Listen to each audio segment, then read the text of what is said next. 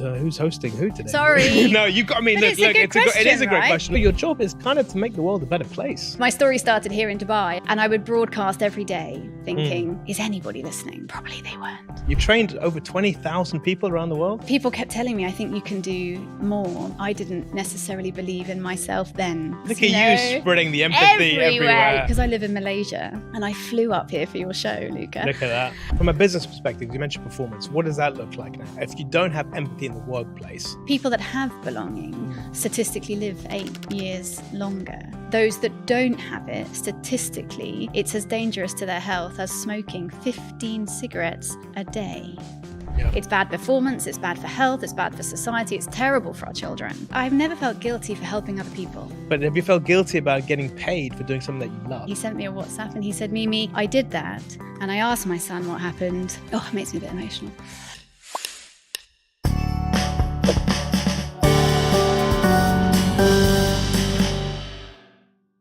On today's episode of Luca's Inside Track, I'm joined by Mimi Nicklin.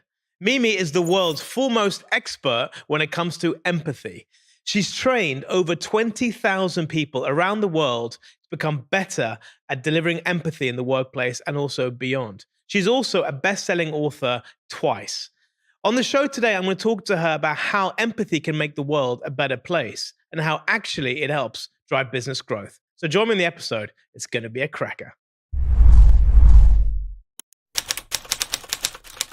As human beings, we are hardwired to survive.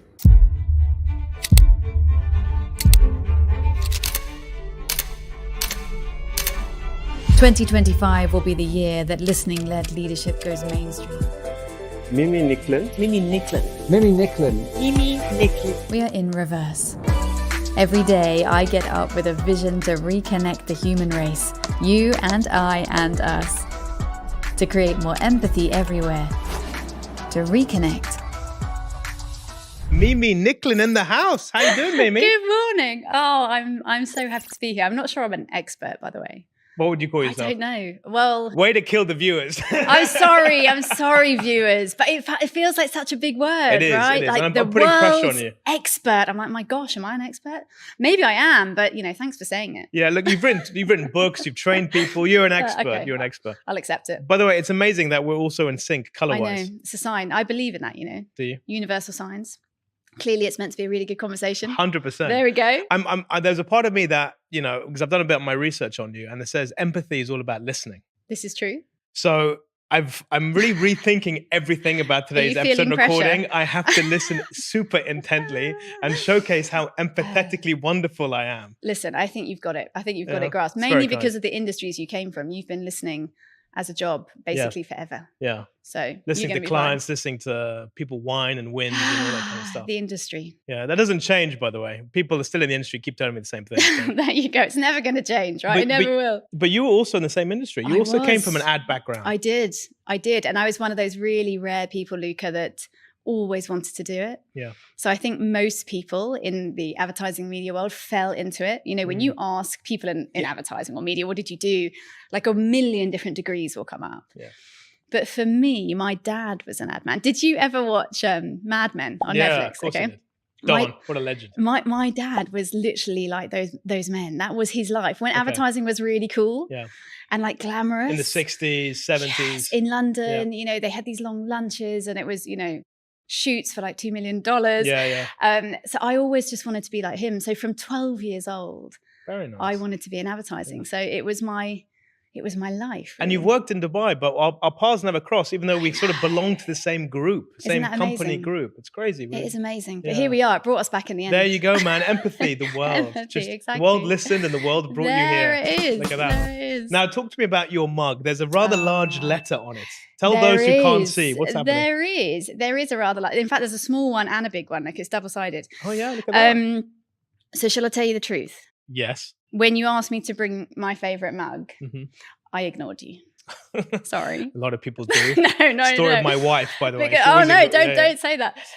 Because my absolute favorite mug is from India, and it's actually quite unlike me, but it's very intricate, and it's got an elephant and gold leaf on it. And I just thought, because I live in Malaysia, and I flew up here for your show, Luca. Look at that. I couldn't bear to put it in a suitcase because I thought, what if Emirates breaks my mug? So I brought my second favorite mug, right?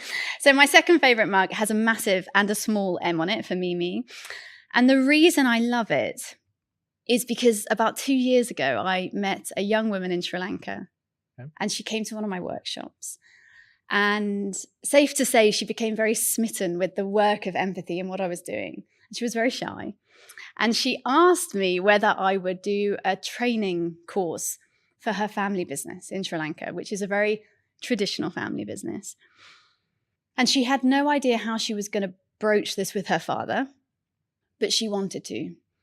So it took us 2 years of sort of coaching and discussion and patience. And eventually, about 4 months ago, I did that workshop with her family. They were all there, mum, dad, brothers, everyone, true family business. Very nice. And we had this phenomenal workshop. And this mug was the gift she gave me. And so it's very sentimentally connected to me because it really represents patience maybe, but also just tenacity and lives becoming intertwined, right? Yeah. Because this young woman, I never knew. Now I know her so well. I know her mum and her dad and everybody else. So yeah, this is my second favorite mug. Very nice. And it is a representation of that relationship. Well, we're honored to steal it and put it back on the mantle. Don't tell her, okay? She'll be devastated. She can come as well anytime. But speaking of training, so you trained over 20,000 people around the world? I know, it's bonkers. I sometimes don't I believe love that word, bonkers. Bonkers. It's such an English word. Oh, it's such a great word. Explain bonkers to people in the Middle East. What does it mean? Oh, yes. Bonkers means kind of crazy. Yeah. Nuts. Yeah, like nuts, like crazy, but with a kind of, it's quite a gentle word. You know, it's not harsh. It's not harsh. It's not harsh. It's a fun word. And yeah, I even, you know, when I go to these events and they read my bio on stage and they talk about all these big numbers, which of course I put in my bio. Like I wrote it. You can't blame them, man. No, like I wrote it. But I still listen to it and think, oh yeah, I did that. And it amazes me every time. So I think, yes, 20,000 is a big number, but apparently I have done it. What kind of feedback do you get from these 20,000 people? Well, or is it a case of you do the workshop, do the training, and then you never see them again? Or do you have similar stories to the lady who got you the mug? I have so many. Shall I tell you another amazing one? Tell me the one that came to your mind first. So this one happened here, and I do talk about it quite a lot, and I actually wrote about it in my new book because I don't think it will ever leave me, Luca. So I did a large conference last year in Dubai in June, and there was about 500 people in the audience from the Gulf. So it's unusually for Dubai, there were basically no expats in the room at all. This was a very Gulf very event. local. So Emiratis, Bahrainis, Omanis, Saudis, Qataris, but it was very, very Gulf driven. So I did my speech. And at the end, this Emirati man came, really beelined for me. I could see him coming. And he came to me and he said, thank you for your session. I said, well, you're welcome. And then he looked at me and he said, Mimi, I think I've made a huge mistake. And you can imagine, Luca, that was quite a big statement in the middle of a hall. And, everyone in your audience probably knows a lot about the Middle East. But for anyone who doesn't, there's quite a big cultural gap between an Emirati man and a foreign female. So it was definitely the first time that something like that had happened. So I smiled and I said, okay, sir, would you like to tell me about this? And he said, so yesterday, my son came home from school and he had bad grades. And I shouted at him. And I think I really hurt him, Mimi. So with your permission, I'm going to leave this event and I'm going to pick him up from school today and I'm going to take him for dinner and I'm going to ask him why. Because I realized listening to you that I never asked him at all. So he did that. And then I guess about 24 hours later, he sent me a WhatsApp. You gave him his number? Yeah, I gave him my number and he sent me a WhatsApp and he said, Mimi, I did that. And I asked my son what happened. Oh, it makes me a bit emotional. And I think you may have changed our family forever. Wow. So that type of feedback, Luca, that type of feedback really makes this work feel worthwhile because fundamentally, I tend to teach leaders. But more and more on this journey, we're talking about life. Yeah. We're talking about family. We're talking about relationships. So for me, that type of feedback, well, I get up another day and do it again. It makes it just validates and re-energizes you, I'm guessing, to keep doing it. And look, it's very obvious how much you love what you do. I mean, your energy right now, from the minute you walked in that door, you're glowing, right? Because you found your natural wave. You're on the pathway that you should be doing. There might be a million other pathways for you, but this pathway is definitely suiting you, and it's so easy to see and to feel, by the way. So the feeling that you get from these types of people are amazing. The question then I have to you is your job fundamentally, yes, it's about, balancing humanism and capitalism and getting workplaces to make more money through empathy. Yep. But also your job is kind of to make the world a better place. Yeah, I believe so now, but I didn't always believe that. I think I started this work about 5 years ago, and I felt at the time that really my swim lane, as it were, and for anyone whose mother tongue is not English, what that really means is my path that I felt validated or valid to teach on was the business world, right? So if you had asked me 5 years ago, are you trying to change the world? Are you trying to impact relationships or impact longevity of life, which now I do quite a lot around, I would have said, me? No way, right? I can just about handle the corporate world. But the more I did it, the more I realized, to your point, that yes, this is about changing the world. And the amazing thing is that everyone can do it. Yeah. Everyone can change the world. I mean, you're doing it. How do you feel? Yeah. You get to do this all the time. It is, and it's a fantastic feeling. And honestly, for those who don't know, I don't just record one episode per day. Sometimes I do 2 or 3 episodes back to back, and by the end of it, I'm not tired. I'm super energized. No, I know that I absolutely love it.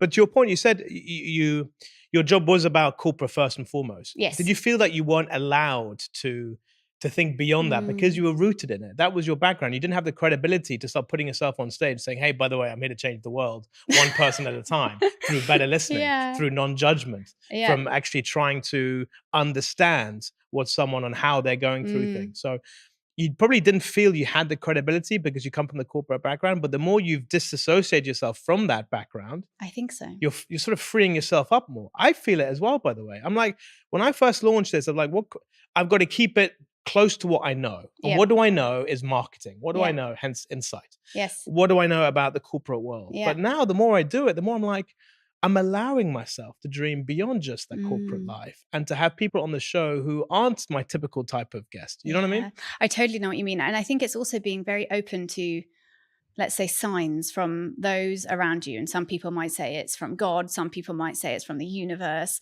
Whatever you believe, you have to be open to those signs. So to your question, yes, I felt like this was the only area I could speak in.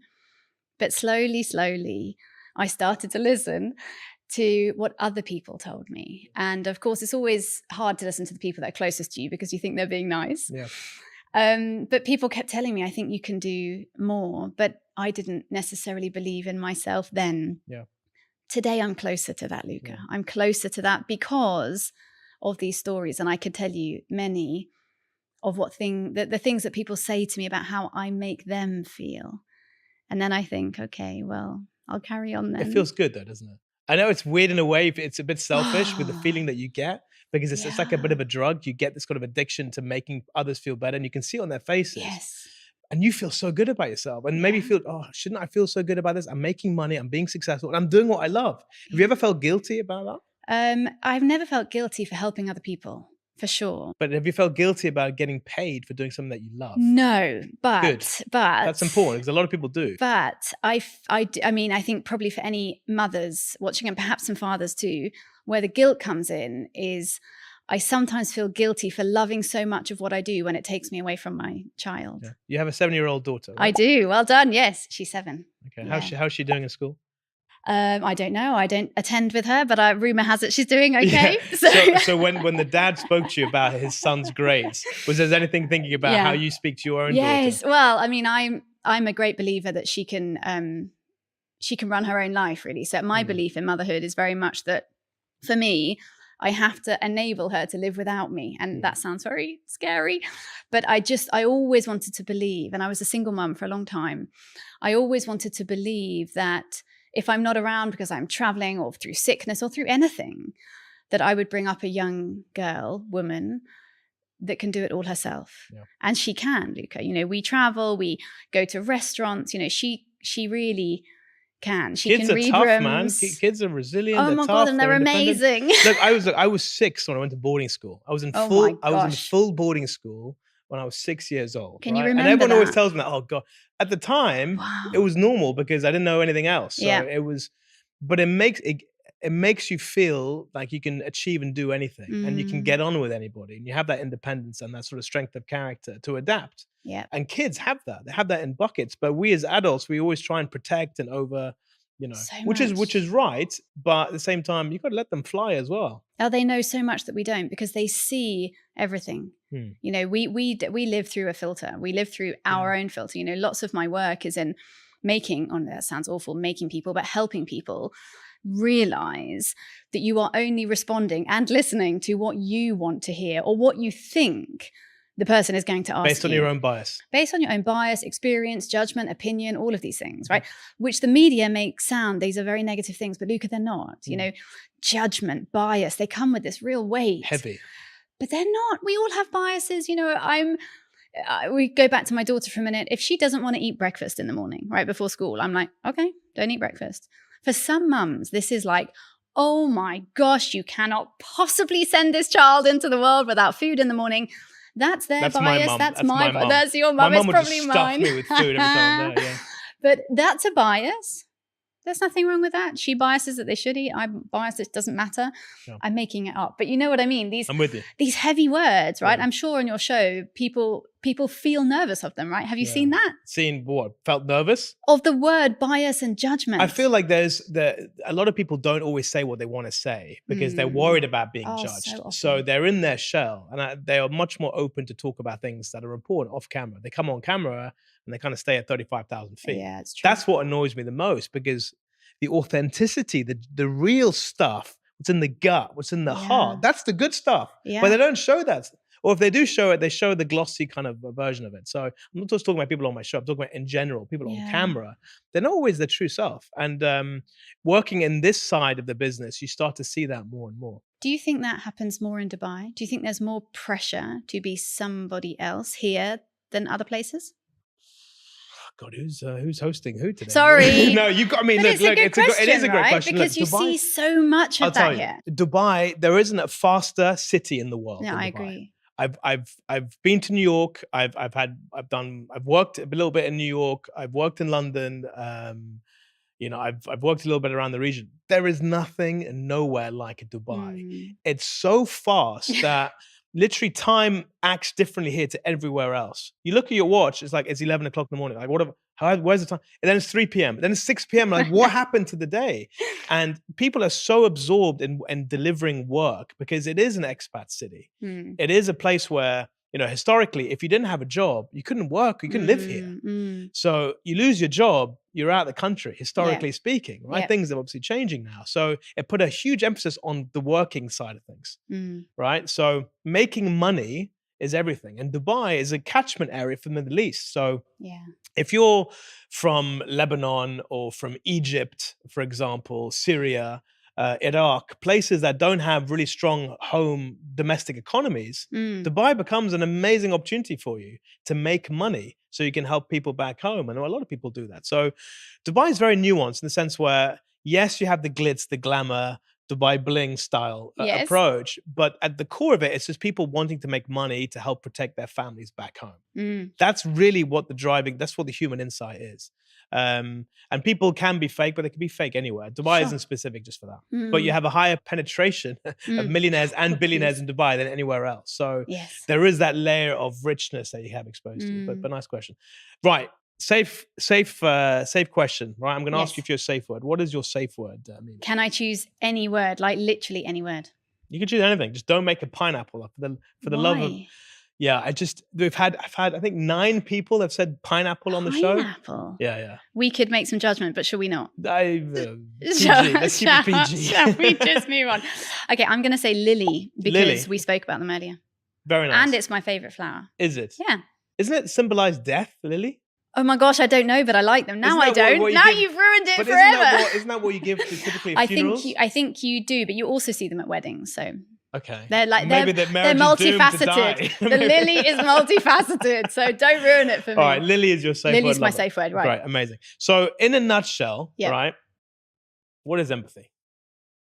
What is empathy? In a nutshell, empathy is perspective taking.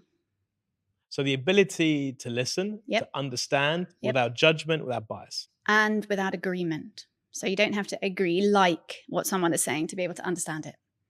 How do you know if someone is very good or very empathetic versus not? How quickly can you judge?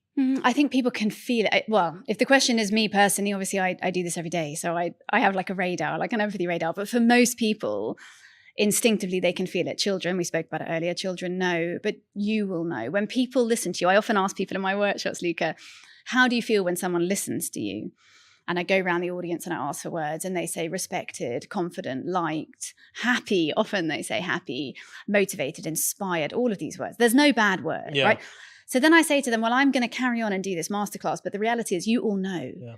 And the reason I do that is to prove to you that you already knew this before I came into the room, right? So we know what it feels like to be listened to. And I often play a video of my daughter actually in my workshops because she does it so beautifully. And I ask her in this video, how do you feel when someone doesn't listen to you? And she says, she's so cute. She says, when someone doesn't listen to you, you feel sad and you feel that they're not your friend, right? We know if you don't listen to me, you're not interested in me. It's instinctive. Yeah, kids have a great way of just basically simplifying everything. And honestly, empathy is simple. It is simple. Well, it's simple, but not necessarily easy. And I say that because it takes a bit of time. You know, you can't empathize with someone when you're running for a train, right? It takes time. Empathy has two great enemies. One is high stress and the other is low time. And I would imagine if we asked your entire audience, put your hand up if you have high stress and low time, you know, most people would put their hand up. So it is easy, but it's not always something that we make time for. And you believe we're in a bit of an empathy deficit right now? It's not just that I believe it. We are in an empathy deficit. So we have lost 48% of it over 30 years. And you only need to turn on the news. Probably let's not do that, right? It's too heavy. But if you turn on the news and look at what's going on around the world, we are living in an empathy deficit. We, quite frankly, don't have enough understanding of the people that we share our world with. So some of the symptoms of that, or things that the sort of outputs are depression, loneliness, suicide. Yes. Isn't that crazy? Just from something as simple as not listening well or not understanding can lead to such long-term mental and potential fatal issues. Complete social collapse, actually. So give me some numbers. We're not numbers. Just. I know you know, I have so many. Give me those numbers. But I mean, as we're a pro-social species, right? We are born to be connected. It's pro-evolutionary, Luca. We have to be connected. It's one of the reasons the pandemic was so hard on people. So yes, we have 400 million people with depression. This one's really sad. 335 million people don't have a single friend. Wow. Yeah. How would they know that? How do you get that data? Is that from Gallup? It's from Gallup. Nearly everything I use often is from Gallup or Mercer. But yeah, so it's a very lonely world. Statistically, about 52% of us, so half the planet, are lonely. These are above 18-year-olds, right? 335 million are above 18. I actually don't know. The honest truth is whether that data includes below 18 or above, but it's a huge percentage of our world. And the important thing to understand about loneliness is it's not about being alone. You can be lonely, but not alone. Like you were talking about Dubai just now. It's very rare to be alone in Dubai. We're constantly surrounded by people in this city that never sleeps. Yeah. But you can still be deeply lonely without being physically alone. Because you don't have that connection and belonging. You know, people that have belonging statistically live 8 years longer. Those that don't have it, statistically, it's as dangerous to their health as smoking 15 cigarettes a day. So it's bad for us, right? However you look at it, it's bad performance, it's bad for health, it's bad for society, it's terrible for our children. From a business perspective, you mentioned performance. What does that look like now? If you don't have empathy in the workplace, what is the productivity loss, if you like, of disengaged employees? Do you want to know a big number? I know the number, but I want you to you knew it already. So it's 8. Just teeing it up. Yeah, you've got it on a piece of paper over there. Yeah. It's $8.8 trillion annually, right? Which is $8.8 trillion of lost revenue, income from poor productivity owing to lack of empathy in the workplace. Which is equal to nearly 9% of global GDP, right? So if you want to know, can better human connection, empathy, improve our world and build our economy?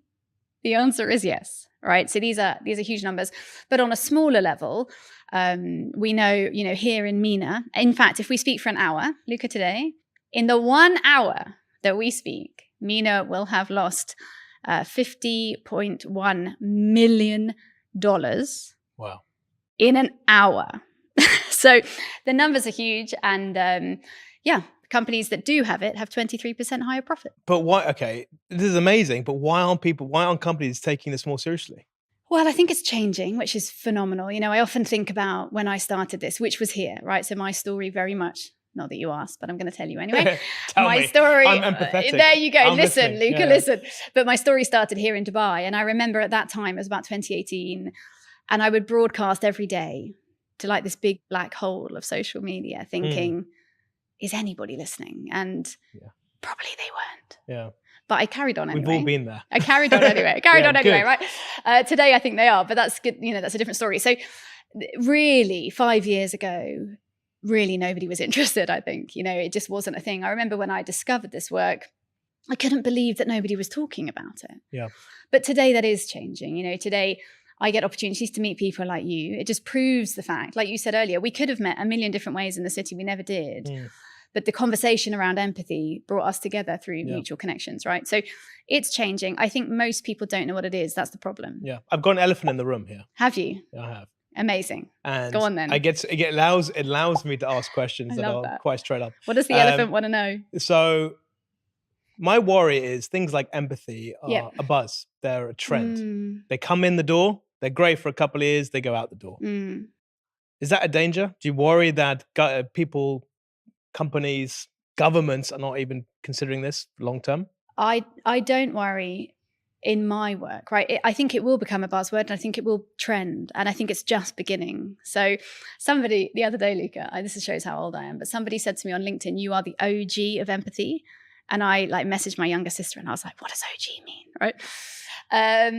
So for me and my work, I don't think this will ever stop growing. There will always be more people, more organizations that know they need to reconnect their workforces because there are just too many issues with engagement, with attrition, with motivation, with health and well-being. It will probably trend like, psychological safety and purpose and intentional living and gratitude and all those other words that come in and go out. But the fundamental need for empathy is human. It's built into your prefrontal cortex. This is not a fad. This is built into your brain, right? You were born with this ability. You have to be able to connect with other people in order to survive. So we're talking about the survival of the human race. It can't trend. It has to maintain. Well, we hope it doesn't. Well, we hope it doesn't because then we're in trouble. Yeah, we're in big trouble. There's a lot of books talking about radical candor in the workplace. How do you feel about that? Someone being very direct and blunt and putting their own opinion out there to someone so they know exactly where they stand. Look, I think it probably works for different people. For me, I find it quite hard. I always find working in America, for example, culturally very difficult. And that's probably because I've spent 20 years in Asia, Middle East, where we build relationships and connections and we're interested in each other and we have conversation before we put the deal on the table. And then when I go to the States and they're like, hi, Mimi, nice to meet you. So this is what we're talking about. Can I have that? I'm like, whoa, hang on, right? Like, how are you? Right? Can we have a moment of connection first? So I find radical candor very hard because I think many people don't deliver it very well. But people should be able to share. That's a skill, by the way. Delivering feedback in itself is a massive skill. But have you noticed how nuanced skill set feedbacks are across the world? So how we give feedback in the Middle East versus in the UK versus in Asia, right? In Japan, right? Versus the US. It's so nuanced. It's unbelievable. Yeah, even how you use your eyes, what different body language means, showing your hands. All kinds of different things. I watched a show recently that was about body language and they were talking about in America how different hand movements impact the nation, right? In terms of, I guess, neuro processing. But when you look at that from just not a non-purely American lens, it's so different all Yeah. around the world. Some of those things you could do in the East and it's not going to get you very Have you far. noticed also with the Brits, they're very good at skirting around the issue. When something is bad, like someone's done a really bad presentation, like, yeah, I thought, this was really good, but maybe you can think about potentially adding, adding 1, 2, 3. Yes. Whereas the Americans would be like, they'll go straight in. The Japanese would tell you it's all amazing. Yep. But they don't think that at all. So again, there is a cultural lens that you have to also apply when it comes to giving feedback. But also, is that the case also for listening? Do you have to adapt your listening style? You do. And your questioning based on the country you're in? The core of listening is human, right? So that's going to be very similar all over the world. But how you deliver it, So for example, eye contact you mentioned there, Luca, is very different in Northern Asia. So in Japan and Northern Asia, the way you use your eye contact is going to be very different from in some of the Western markets. And fundamentally, it comes to difference between high context versus low context cultures. Yeah. So, I work a lot in, for example, in Africa and parts of Asia where we have very collectivist societies and very traditional structures in many ways. So in those countries, and probably parts of the Gulf as well, although I haven't personally experienced it here, you might have somebody in the workforce who's your boss, who out of work, you are the chief's daughter, right? So in the organization, they are your senior report. But in life, you are more senior than them, right? So those high context cultures, they're a bit of a... That's family. That's family reporting as well. When you add a family, dimension to the workplace, it is complicated. I want the audience watching and listening to understand the types of questions and how to best listen. Right. Yes, we can do that. Any little small cheeky tips and tricks that you can give through the approach. So let's put me. I don't know. Give me a scenario. You're pretty better at this. Let me give you a scenario. Okay. So why don't we make that scenario? Why don't we pretend that you have a team member? They're of equal level. They're in your team. They're not your boss. Okay. That never listens. Okay. In your team. And you are asking me, Mimi, how do I approach that? How do I overcome that? How do I get them to listen to me better? Yeah. Okay. Does that work? Yeah, it works. Are you ready? Yeah. Okay, awesome. Mimi, I'm really upset. I'm honestly, I've had enough. It's ridiculous. This person just is a literal massive obstacle to getting stuff done. Right? We're not working together. They never take my ideas on board. They never listen to what I'm ever trying to say, and they keep interrupting me as well. So, and they are desperate to impress the boss more than that. They're not allowing me the space to operate because I think they're a bit worried. I think they're feeling that competition. So, what do I do? How do I manage that? Luca, have you ever mentioned this to him before? I'm assuming it's a man. Yeah. Is it a man? We'll call it a man. Bob. Right. Bob. Great best name. Mates.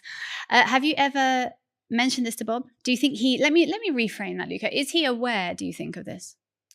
I don't think he is aware of it. If he was aware of it, I don't know if it would change things as well. Look, the reason I ask that is because more often than not, people aren't aware, and that's sometimes badly intentioned and sometimes not.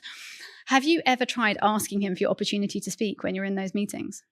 Do I ask him for... Yeah, have you ever said to him, for example, hey, Bob, could you give me a moment to actually share my opinion here? No, I haven't said it like that. I've just tried to interrupt him. Okay. So one of the things I often find, Luca, with people that find it very hard to listen, and Bob sounds like he might be one of these people, is that, and you said earlier that there may be, he's trying to impress, right? So he may have some self-confidence issues. You have no idea why he's on speed drive the whole time, right? But he will have his reasons because everybody does. Yeah. Often people aren't aware that they're doing that. And as you said, even if he were, would he change? No, not necessarily, but you may be able to shift that conversation. So I would recommend that you might try saying to him, Bob, could I have a few minutes to at least join this conversation and share what I think? Would you be open, Bob, to me sharing my opinion on here?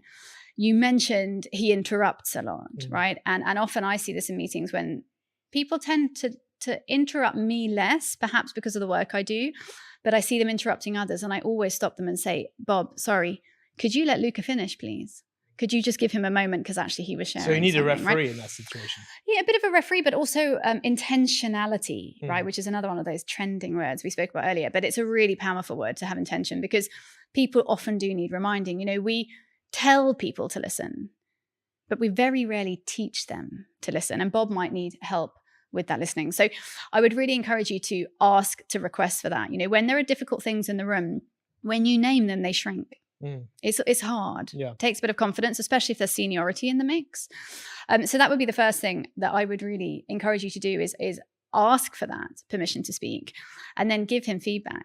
So if Bob is then cutting you off again, tell him, sorry, Bob, I'm sorry to stop you mid-flow. Yeah. But could I finish, please? Yeah. I'm not sure if you noticed, but you cut me off. I really want to just get to the end of my thought here. Yeah. Right. And then once people realize that, they often change their behavior. So let's take a time out away from the Bob situation. So what you were doing there was you were giving great role playing. Thank you. Giving feedback based on a working culture of how to empathize in a way with someone else for that voice to then be heard. Yes. But you're bringing judgments there. You're bringing some bias because you're giving an opinion, right? Or no? I would have to listen back to every word I said to see if I passed any judgment. I would try not to, right? Yeah. So, say maybe Bob is experiencing some of these things. There may be a reason he talks a lot, that he's not very good at being interrupted. At the end of the day, empathy's backbone is curiosity, right? Because if you want to understand somebody else, you have to use your curiosity. You have to ask questions. Yeah.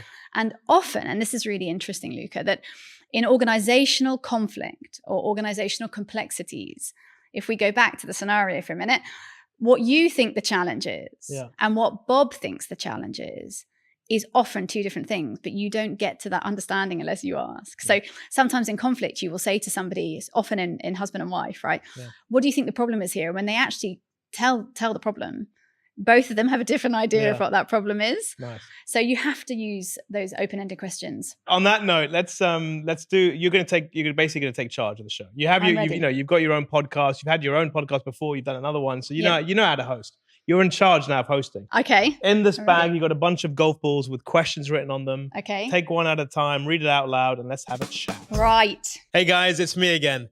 Do you get worried about giving a speech or being on a podcast or being someone that's been told to present in front of their client or even to their boss? A lot of people have anxiety when it comes to public speaking.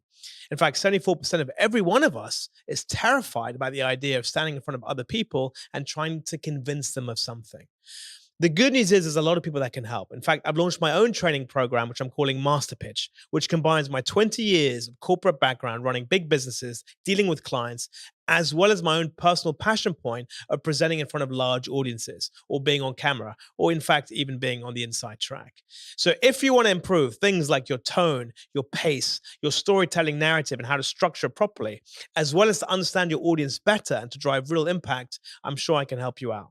Whether individual level or at a corporate level, my Master Pitch training program can definitely make you a better public speaker. So drop me an email at info@lucaallam.com or check out my website, lucaallam.com, if you want to find out more information, more details. Right, let's get back to the show. Did you write these questions, Luca? I did. No AI used. No, not even a tiny bit of ChatGPT. Not a little bit. This is all me. And every single guest has a different question. Never ask the same question twice. Did you cut out this tiny little piece of paper and stick it on? Yep. You are the best host ever. I did that myself. Right, I did that last time. And that golf ball, I've probably played golf at some point with Amazing. So I'm literally holding onto a moment of your life. Okay. What's worse, belonging to a nothing or nothing to belong to? Gosh. So you talked about loneliness before. I did. This is why it's triggered. Wow. What's worse? Belonging to a nothing or nothing to belong to. I think nothing to belong to. Because that would be very sad, right? If you are living in an environment where you have nothing that you can belong to, that you have lost whatever you originally had, because we're all born with some form of belonging. So if you have no group, no family, no workplace, no society or association or religious institution to belong to, you're not going to do very well. And that's a lot of people that we kind of talked about before. There's 330 million people, yes. Who feel that level of loneliness because they don't have a friend. Yes, nothing to belong to. And the sad thing is we all have something to belong to, but we don't always know where to look for it. Or they don't feel it. They may do, but they don't recognize it. They're not aware of it. They're not self-aware. So they need someone to kind of say, actually, no, actually you do belong to this. You do belong to that. You're a part of a wider community, a group. And you have to step out into that. People often ask me about how do I make more friends or how do I overcome my loneliness? And I always say to them, the only person that can do it is you. Do we get lonelier the older we get? Not necessarily, but some people do. So especially in Western cultures where we just abandon our elderly, Yeah, right? So yeah. yes, but no, I don't think necessarily. I think for many people, they completely discover themselves and they may have been very lonely in younger life, in teenage years, in their 20s. Is this the generation that me So- and you are in right now, where we're kind of on autopilot for quite a long time? We've been institutionalized through an educational system, etc., etc. We conform to something. We don't really have our own identity. But then the older we get, the more comfortable we get within our skin and what we are and what we're not. And we actually become, like you're saying, more in charge of our own life, more self-aware, and actually richer because of it. Maybe more self-aware, but also more self-confident. I think that's a huge part of growing older, is finding that confidence and often just being comfortable with discomfort, right? Because unfortunately for us, nothing exceptional ever comes from a comfort zone. So if you don't step out of that zone to meet new people, to belong in new places, to find new places for you to build your identity, you'll never find them, right? That's why I said it starts with you. Yeah. Overcoming loneliness is not about everyone else. You can't be a victim in that reality. There are people out there that want to know you. I promise you that. But if you stay at home and watch Netflix for another 3 hours, you are not going to find them. Yeah. For those who are watching Netflix, we don't mind the Inside Track being on Netflix. It's a great platform. We love it. But yeah, your point is absolutely Listen, taken. I love Netflix. Yeah, I really do. I mean, I do my learning on Netflix. Yeah, I do my escapism on Netflix. It's okay. You don't need to plug it. It's okay. No, it's okay. but the problem is we're not on any... Netflix yet. It's coming. We at will some be point. though. Yeah, we will be. And when Let's we are, manifest it. we're going to take this clip and like put it on like Right Times there. Square billboard. Love it. But it's really important because there is no problem with escapism. We need escapism. The world is extremely tough out there. But if you wallow in that escapism, you can't then fulfill your potential, right? Because you never leave the house. What have you escaped from in your life? What have I escaped from? The first thing that came to mind? Yeah. Britain. The weather. But I've been gone for a very long time. So when people ask me, where are you from? I find it quite a hard question. And nowadays I say, well, my passport is British. Yeah. You live in Kuala Lumpur right now, right? I do. I live in Kuala Lumpur. But as I said earlier, I've been in this region for 20 years and I find it extremely hard to live in the West. Like more or less impossible. I can visit, but I can't live there. My soul is just not from there for sure. Yeah. So I did escape that, and I will never go back. But what about your corporate life? Did you not feel like you weren't being yourself, or you weren't allowed to be yourself truly, or were you excelling in that, but you just wanted something else? I mean, not just from a physical escapism, but more from a sort of a mental or emotional escapism. Do you know what, Luca? I loved my work. I never ran away from it. I mean, is it tough? Yes, particularly I think in this region, it's a tough industry, and I had some very tough times. And I often tell the story about why I wrote my first book, and it came out of I was extremely overwhelmed. I had a very, very tough time. Having said that, I loved my work. As I said earlier, I followed my dad's footsteps into that industry. I wanted to stay forever. So I loved it. I wasn't escaping the corporate world. People ask me this all the time, actually. I don't feel like I have a trauma story that I ran away from. But certainly on the other side of that decision, I have found great joy. Nice. And that's a gift, don't you think? It's a gift, right? Because not all of us get to do that. No. But it's not easy, right? Today, a few hours ago, while I was just on my way here, she said to me, "Oh, Mimi, you are so lucky," on her message. And I said, you know what, I thank you and I feel it. However. Yeah, there's a negative association coming. Well, however, I do believe that we create our own luck. Back to the example of staying at home and not putting yourself out your comfort zone. I love what I do. I mean, I really love it. It absolutely shows. But it's really hard, right? Yeah. It's really hard to leave my daughter all the time. It's really hard to turn up in all of these countries entirely alone in the middle of the night, and to try and unlock my banking app when I'm in like some crazy town in India, right? So it's really hard. And I think that social media makes it look easy. Yeah. Right, that you just turn up and end up on sets like this. And it glorifies everything. It's fine to like do your hair and have a nice pink dress and a great mug from somebody in Sri Lanka, right? You create that. It doesn't just appear in your world. And I think tenacity, people talk about resilience, but that's also trending, right? But tenacity for me is a better word. That tenacity to keep going in that joy is something. On that note, let's keep going with the balls. Oh my gosh, okay. Let's do I it. hope the next one's easier, Luca. Hi, Kifek. Ça va? How much do we not want to know the real answer? Yes, brilliant question. So just to give context, so hi kifik sava is what a lot of Lebanese people specifically say to people, because it's English, it's Arabic, and it's French. Yes. Say, hey, how you doing? Are you good? All well? Yep. And they kind of they don't allow you to actually even answer the question before. Yes, they walk off. before they go on to the next thing. Yeah. Hi, how's it going? I get all good? Yeah, let's move on. So how true is that, and how dangerous is that people never actually want to know the real answer? Yeah, it's a problem. It's funny you ask me, because I ask my audience it all the time. How many times a day do you say, hey, how are you? I'm fine, thanks. How are you? And then you walk off.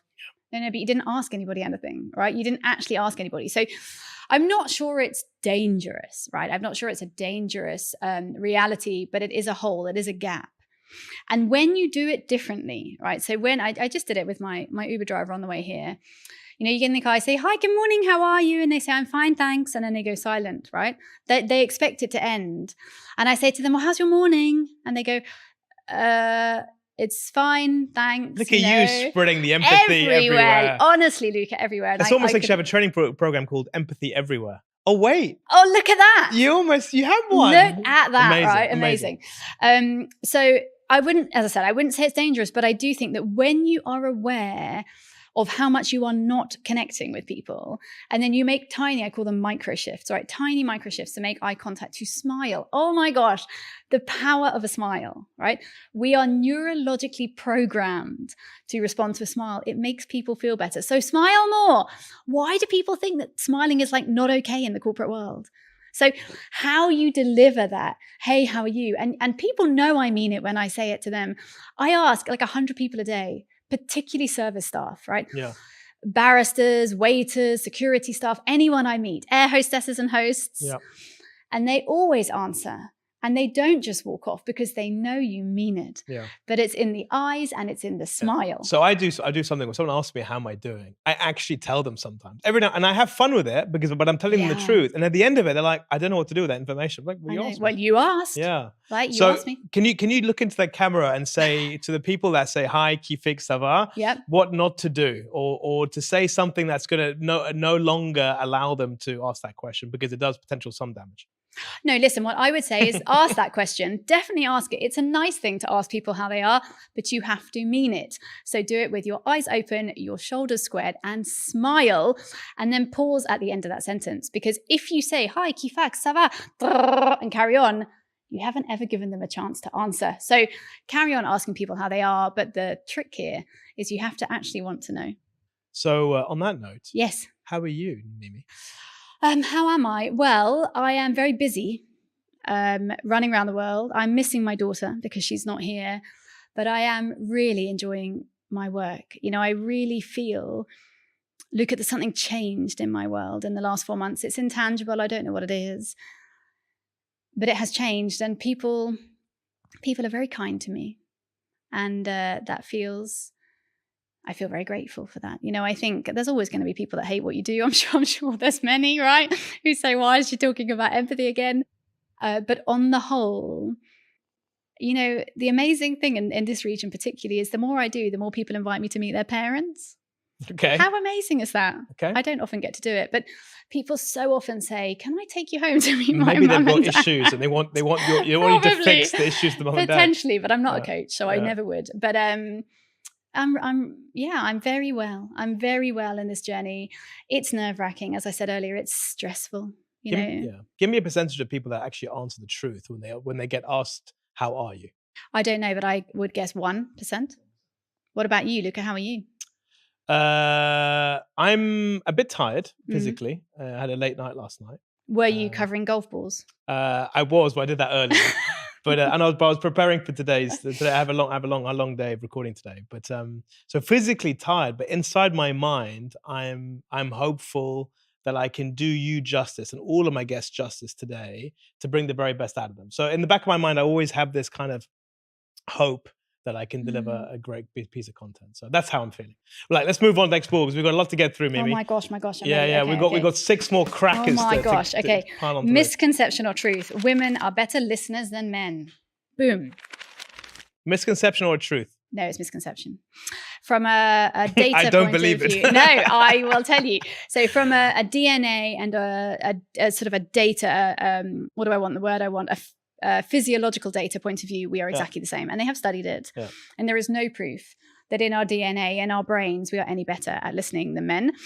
However, there is generational proof that we are better practiced at listening than men. So the last 3 words actually of my first book are practice creates permanence. Mm-hmm. So Very nice.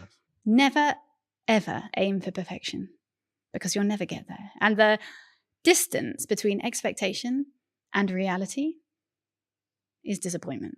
But I would challenge you, shouldn't you aim for perfection and get to like 90% and be very, very happy with it? Because you won't be very happy because anybody that aims for perfection wants perfection. Okay. And that gap between expectation, 100%, and reality, 90%, is disappointment. So there's a lot of corporates, a lot of companies talk about OKRs, objectives and key results, where the whole principle of OKRs, you stretch for the goal of, I want 100% growth next year. Yep. But if they end up with 50%, they're delighted. But if they don't set the target of 100% growth and they only aim for 50, they get 20. So their belief is to basically overstretch yourself or over aim and end up with a higher norm than you would have got if you hadn't But overstretched. that's probably because those leaders are A-type personalities who strive on that. The reality is most people don't. Okay, But back to your question, do women listen better than men? No, but we do have better practice, and that is generational. So when you look back from an evolutionary point of view, when we were hunter-gatherers, and then for all the generations that came after that, the men left the home to hunt and gather or to work to earn money to feed the family. The women were left in the communities with the grandmas, the aunties, the children. We had to listen. We had to listen to create cohesion in society, to feed them and clean and home and educate, to do all the things we did for our society. So there is data that shows that generationally, we have generational wisdom, which makes us better listeners. But what I will say is many of the thinkers in this space around listening, around empathy, people like Satya Nadella, actually, he's the CEO of Microsoft, are men. So most of the work coming out of the space is coming from men. So you have no excuse. That's it. You are not off the hook. That's it. I'm sorry. I've ruined it. Next one. Moving on. Yeah, on that note. Easy to find loneliness, even easier to hide it. Oh, that's sad. How true is that? I think it's so true. If we're talking about men and women, even more so in men. I think men in my audiences, they find it so hard to say that I'm really lonely. The older they get, the easier that is. And I think it's because they leave the corporate world and they feel more empowered and less pressure to be able to share that reality. Is there a cultural angle as well? Proud Arab men? Sure. The Arab man usually is not... proud Indian men, proud Sri Lankan, I mean, everywhere. Proud men. There we go. But so yes, it is true. I think many people hide it, but I also think that many people don't know the suffering with it. I think often when I ask my audiences about loneliness, I can see them like go tick, tick, tick, tick. And they're like, oh, I feel like that. Maybe I'm lonely, Mimi. I say, well, maybe you are. So how do you know if you're lonely? Is it a feeling?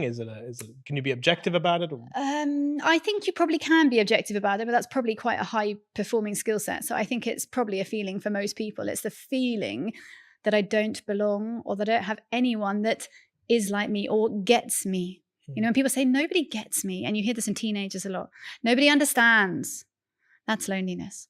That feeling that you are alone in how you see or feel or want to live in the world. And there are so many, Luca. So how do we get people to feel that they don't have to hide it any longer? I think we have to keep having this conversation. It's the same with any form of mental health, particularly in this region and South Asia, where these are still very taboo for many people to admit this, right? I must be strong. I must be a leader. I must stand up. The admission of that holds great power, but we have to have many more conversations until that becomes remotely normal. Do companies' reliance on HR help or hinder wider empathy adoption? What do you mean by... Yeah, so companies normally, when they have an HR director, HR team, they're like, halas. The HR team will, I said the word halas. HR team will take care of it. They'll manage it. They'll make sure that there is empathy in the workplace, or people are treating each other well. People are listening to each other well. People are giving feedback in the proper ways. Yes. Outsourcing to HR, is that literally helping the company or is that hindering the company? I don't think you can outsource to an in-source team, right? So you can't outsource anything to HR. But you know what I mean? It's It's a function rather than as a culture. Yes. No, it's probably, the answer is probably a total cop-out, but it's probably both. Is it helping? Yes, because at least somebody's leaving it. Like, someone has to lead this conversation. I say to my clients, what you measure will manifest. Yeah. If you do not put empathy, active listening, these types of skill sets into your KPIs, into your culture, into your expectations of those teams, they won't happen because we're humans and we're busy, right? Yeah. So you have to manifest it. So we need to rely on HR to lead this, to create shifts, to create culture, all of these types of things. But if you only rely on HR, then you're going to fail. Because if you are the CEO and you don't role model this, then it is a complete waste of their time. So I would argue it hinders. Honestly, I would say it hinders more than it helps. For the simple reason, you kind of say it's someone else's job. Someone else will lead that. Someone else will do that. Yes. Someone else will enforce it. When actually empathy has to be indoctrinated with everybody in the company. It's everybody's job. Yeah. It is, but I do believe it's both. You won't succeed without. I mean, it can be HR, it can be any They can team. drive it. They can drive it. They can drive it and systemize it, and it does need a system because somebody has to book the training programs and somebody has to create the learnings on the LMS and somebody has to help. You know, some of the businesses I work with are 570,000 people. Right? The CEO can't impact them, not all of them, not equally, right? So you have to have HR, and they do a phenomenal job, but they are exhausted, Luca. I think HR is probably the function out there that is the most burnt out, the most tired. And actually, I know another statistic because I used it this weekend. 45% of HR leaders, this is really depressing, do not trust their CEO. All right, so that's nearly half of all HR leaders don't even trust what they're saying, right? So yeah, it's everybody's role, and you can't outsource it to your in-sourced team. Love it. Next golf ball, right? Hey, it's your show. I'm ready. It's totally, if it was my show. It's your show. Can we call it the Mimi and Luca show? I'm just listening. There we go. You've got it. Right, the next golf ball from Emirates Golf Club, I might add, is misconception or truth. Men need their caveman time. In my head, I read that as man cave, but caveman. Is it a misconception or truth? That It is men man need their cave, but as a caveman. You just did that to make it difficult for me to read. It should be man cave. It should be man cave. Okay, but either way, it's got a smiley. Can you see that? I put a little smiley face on it. Smiley because face. I usually put one question that's a little bit lighthearted. Okay, so what do you think? Man cave time is fundamental. Of course. Why? It's, Tell me. Honestly, Tell me. it's in the Okay. top 5 things for a man to do every day. Oh, well, then answer your own question, Luca. Tell me. No, but you're a woman. You're an empathy expert. No. Yes, so, you know. I will answer it after you. I want to know why. Why is it so integral? There we go.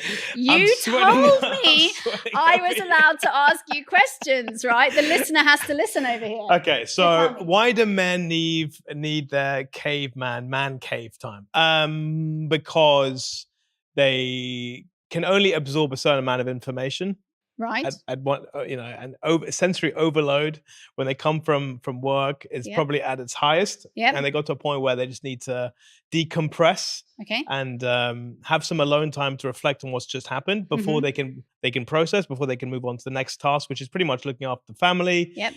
Or being part of the family dynamic, whatever you want to say it. So yes, I think man cave time or caveman time, whatever you want to call it, is fundamental, because without it, I don't think men will get a chance to ever have any time for themselves, because the expectations on men are massive. Walking on a fine line, my friend. Oh God.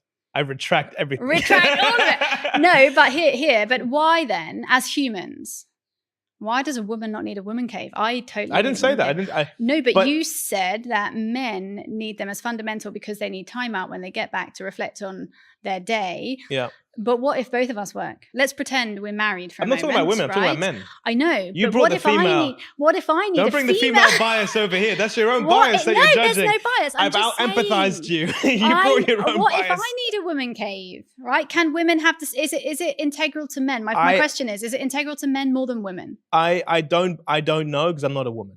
This is true. I can't judge that. So the question was about, because we talk about in society about caveman, man cave time, right? Yeah. Man needs his cave. Man needs a cave, however you look at it. So we talk less about a female needing a cave. Whatever, if that's right or wrong, in terms of, pop culture, society, it's talked about much less. Yeah. So that's where the question comes from. Do women need a cave as much as the men do?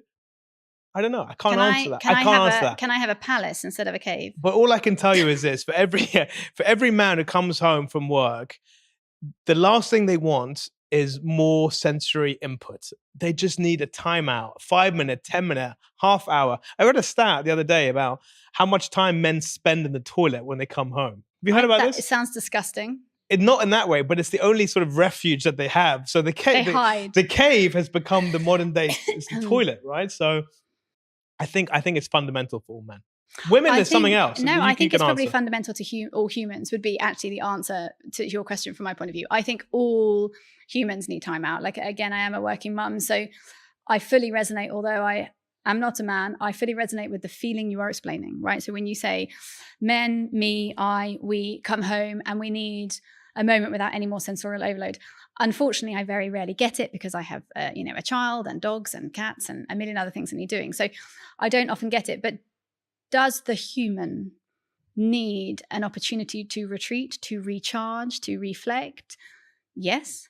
So I think maybe the days of man caves are slightly numbered, but the need to have space to reflect, wherever that is, I'm not going to mention your other story there. But for me, it's on the aeroplane. So for me, when I get on a plane, especially, I fly here most weeks, it's 7.5 hours. Expensive man cave. It is, but thanks to Emirates, it's a very comfortable one.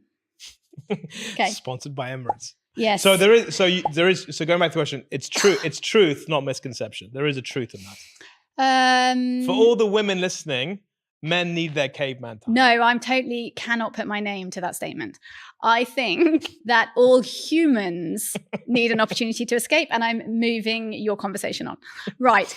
This one says, what limits empathy more? Smartphones, AI, or stress and less time?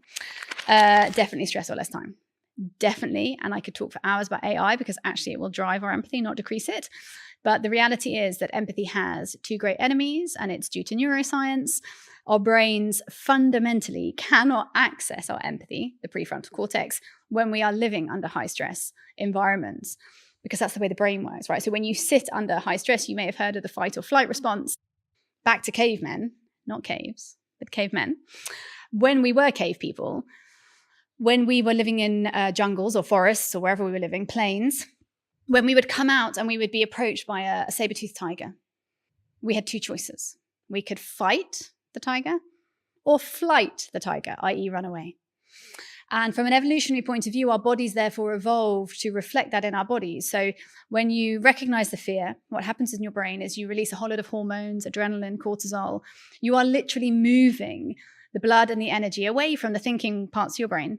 You don't need to strategize right now. You need to survive, right? So that you can run. So it's pumping blood to your lungs, your heart, your legs, your limbs, so you can run and fight. Now, we have evolved in a myriad of ways, but our brains today still cannot define between types of stress. Different anxiety. So whether it's a saber-toothed tiger or a toxic boss, your brain will respond the same way.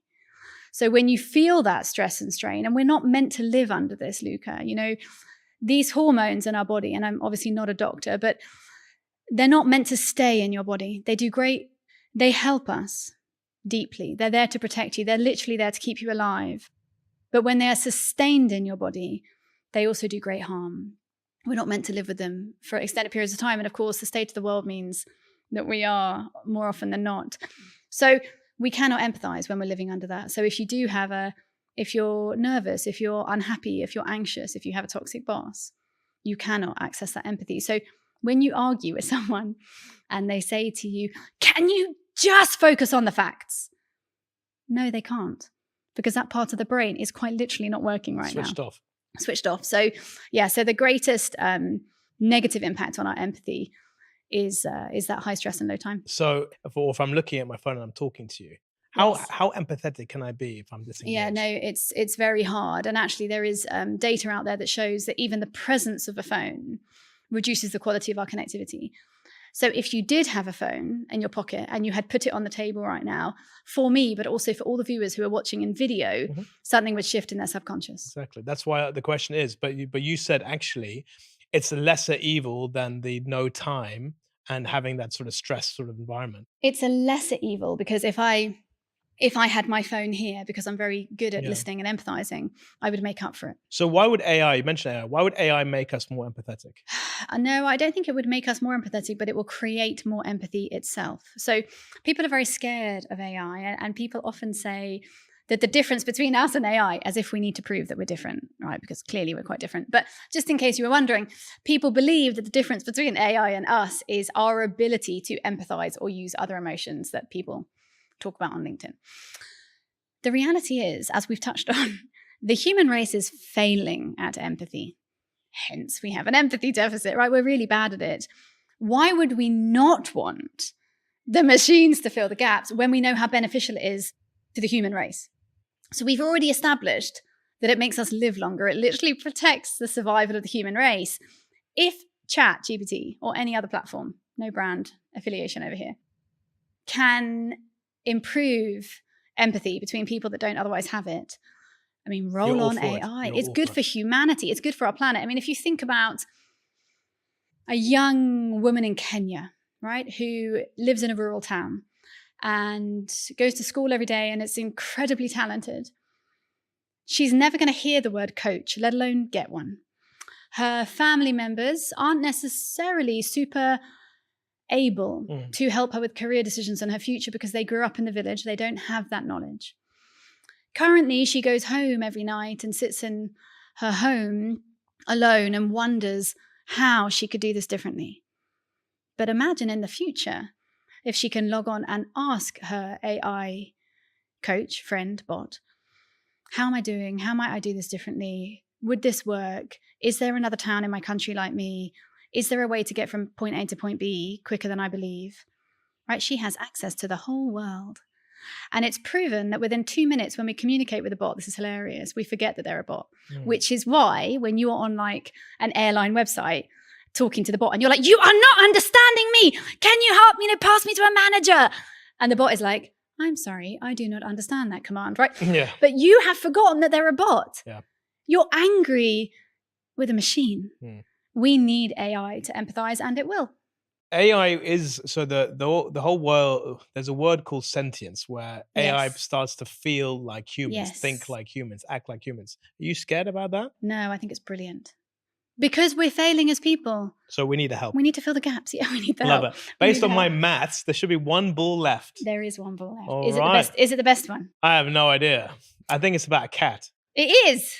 It is about a cat, which just walked past your window just now. I just got distracted by a very beautiful cat.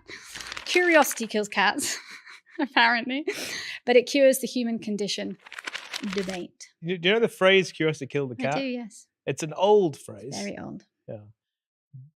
But it helps cure the human condition. If you're curious, Yes. if you ask, if you probe, Yeah. that will lead to better understanding, and that will hopefully remove loneliness, anxiety. Yes. I said it stress. earlier, right? That the backbone to all empathy is curiosity.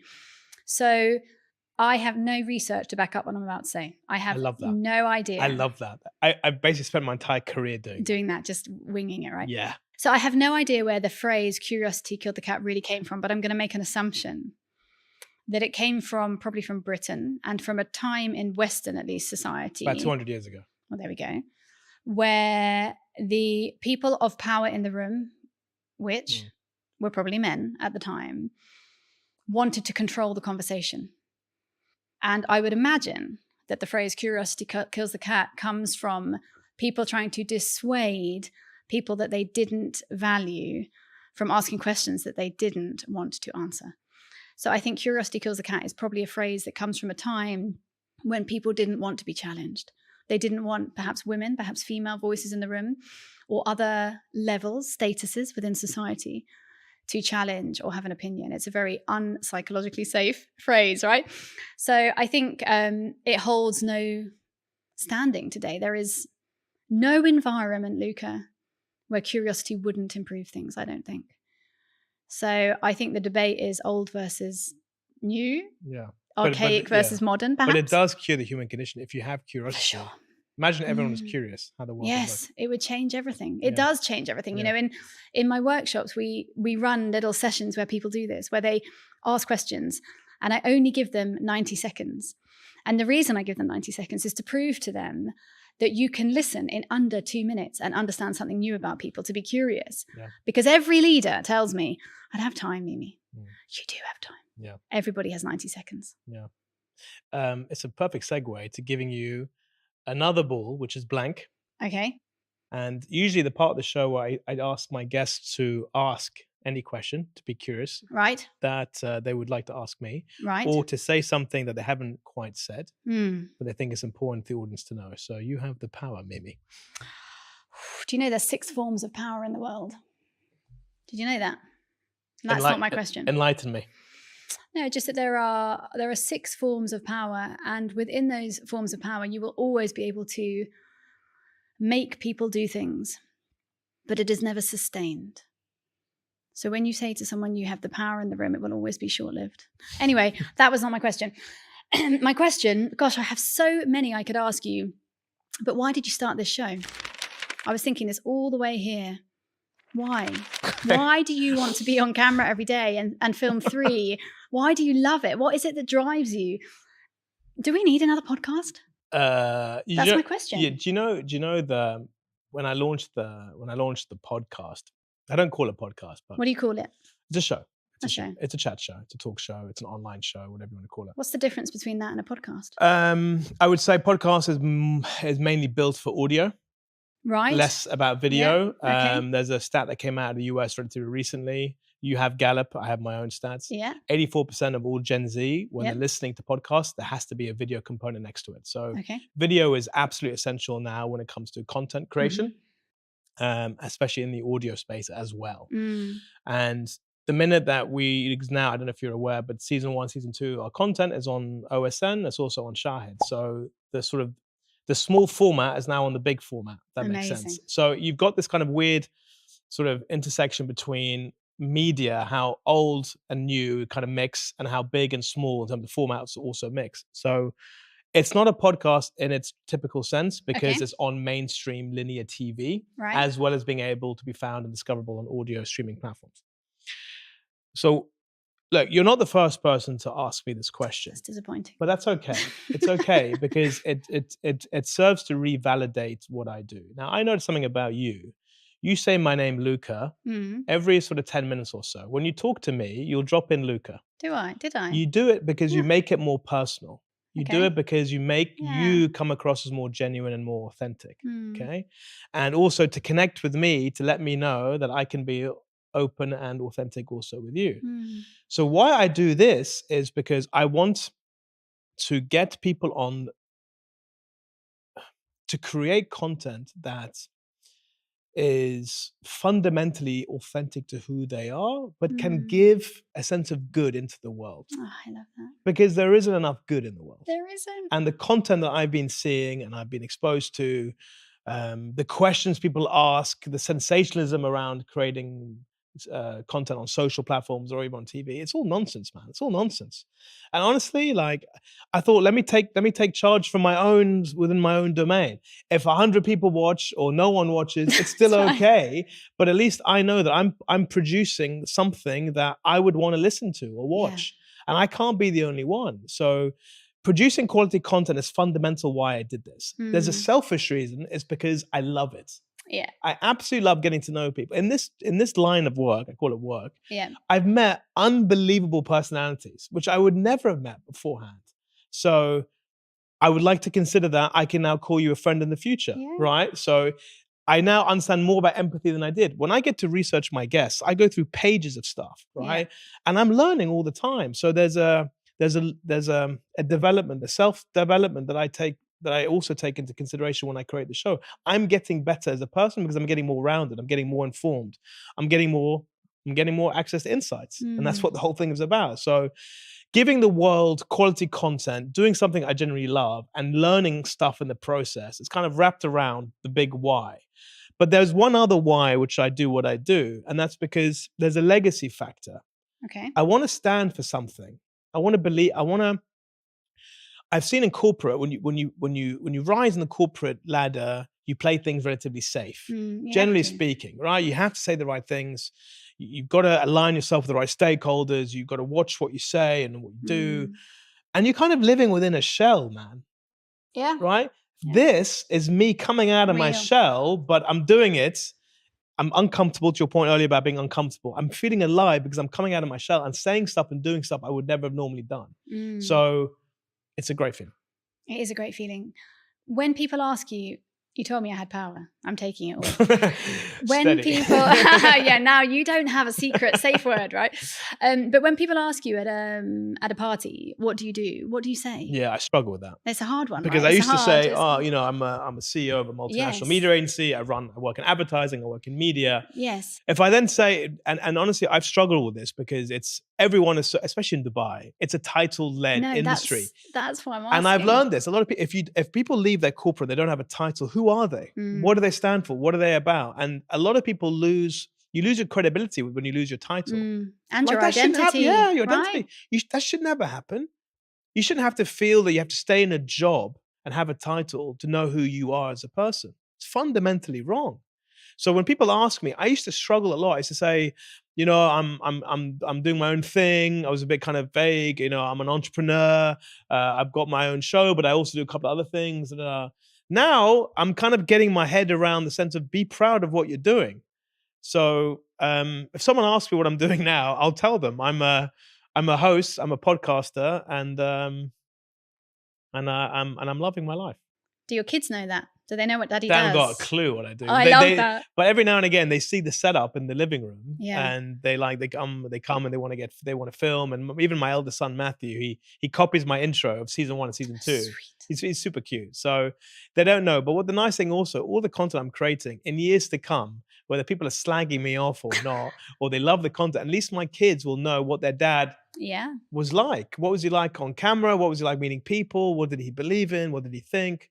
So there's also a posterity angle to it as well. It's amazing when you see yourself through your kids' eyes, right? Yeah. Because they see us as heroes, actually, and they see it so differently. The other day, my daughter, I swear my daughter's school plans every event around my flight schedule, i.e. when I'm on a plane, that's when they put the event on.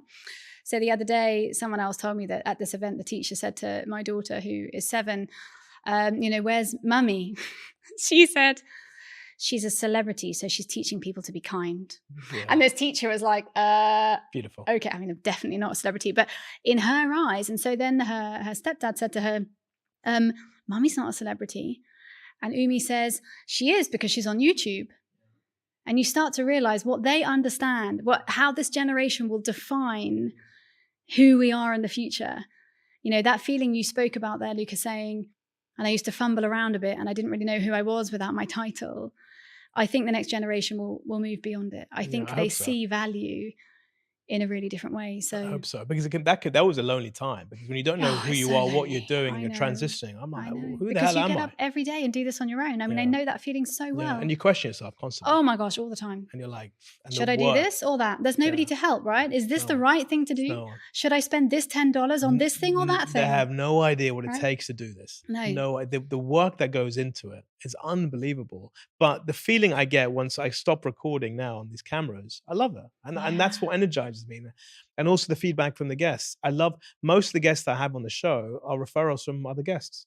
Yeah. They're like, Luke, I love coming on. I want to get that makes me feel amazing. It's great. You know? It's value, right? Yeah. It's valuable in the world. Yeah. Mimi, it's been fantastic having you on. You've added a lot of value. Oh, thank you. It's been fun. You're the queen of empathy. Oh, thank you are a foremost world expert, whatever you want to call it, on empathy, how we started the show.